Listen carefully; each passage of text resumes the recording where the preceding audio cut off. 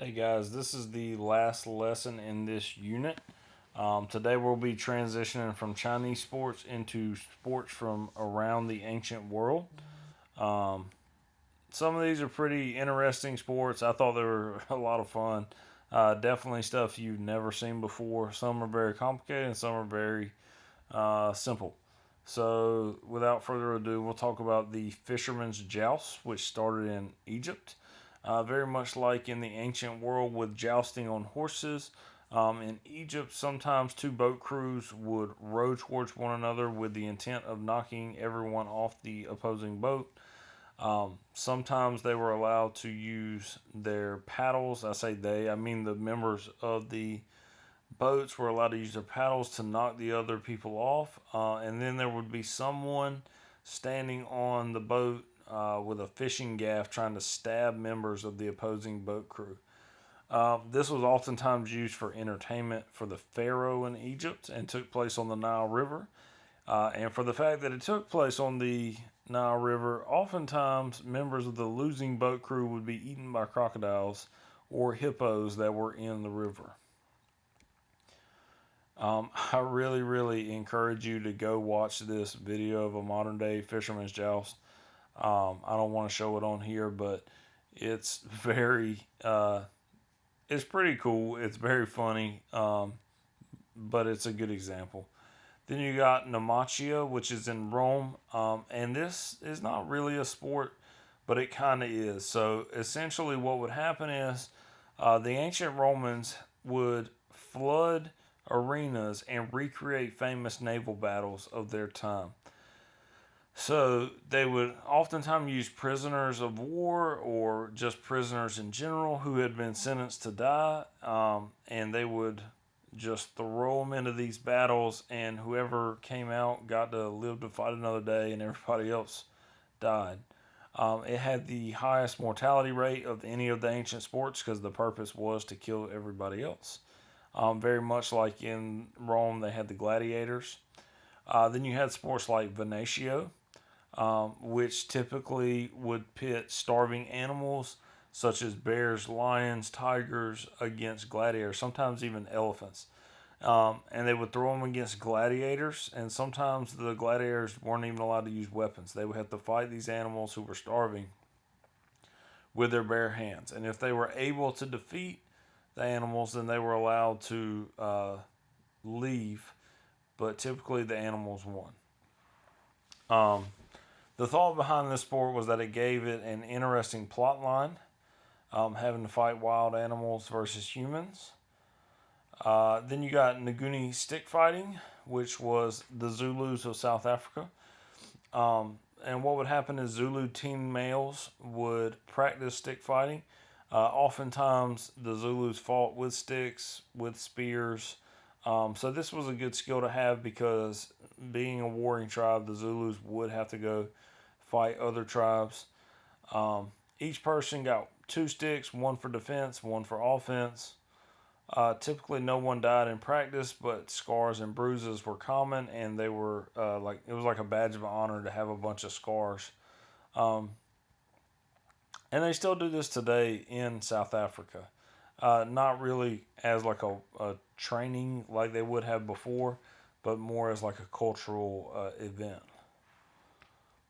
And you can see here how they had the one stick with a shield and then the other stick to attack. Pelota Perpetua, which was in Mesoamerica, it's often described as field hockey for pyromaniacs, and it involves hitting a flaming puck across a field into a goal. The current Mexican government has made strides to revive this game since it was an ancient game. Um,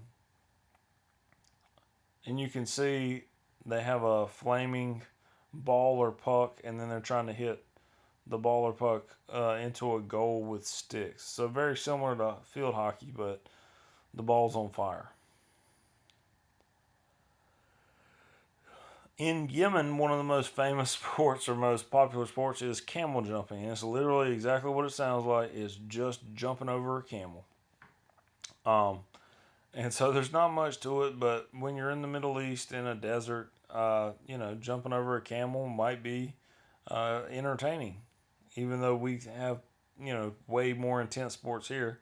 If that's where you are and that's your only form of entertainment, that's probably the sport you're going to play. Then you got Pato.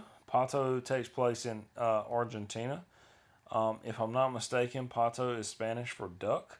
And so what they would do is they would ride horses, very similar to polo, and try and catch a duck. So imagine two teams, both on horseback, chasing a duck around the field, trying to pick the duck up while on horseback, and trying to throw it through a goal on the other end of the field.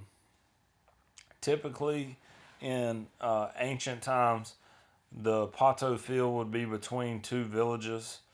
And so it was a very large space to play, which is good because you need a large space when you're riding horses. But due to animal cruelty, the duck has since been replaced with a ball. And you can see here's the ball, there's the net. Imagine this ball was a duck rather than the ball. Buzkashi is the national sport of Afghanistan. Also very similar to Pato, but instead of using a duck, riders on the horse would use a goat without a head on it, and they would toss the goat across a predetermined line or into a predetermined basket. During the time of Taliban rule, Buzkashi was outlawed because it was deemed immoral. But since the ousting of the Taliban, Buzkashi has seen a resurgence. I would suggest watching the video only if you don't mind seeing a goat without a head on it. But like I said, this is the national sport of Afghanistan, has been played in that region for hundreds of years. Ulama, which is also called the Mayan ball game, is also played in Mesoamerica, and it's like a mixture of basketball and soccer. But the players have to hit a ball through a stone hoop on the side of a playing field, which is also on an incline. And they are only allowed to use their forearms or hips. And honestly, in most of the matches that I've seen, you're not even allowed to use your forearms, just your hips. In ancient games, the member of the losing team would often be decapitated. Typically, in modern day games, the hoop is not this high. This would be a game that you were allowed to use your forearms. In the modern day games that I've seen, if you can see this incline here, you hit the ball with your hip and it's much closer to the ground. The hoop is much closer to the ground. All right, guys, that's all for this video and for this unit. I hope you learned a lot. Make sure you do your study guide because you'll be having a test coming soon. And I will see you all soon.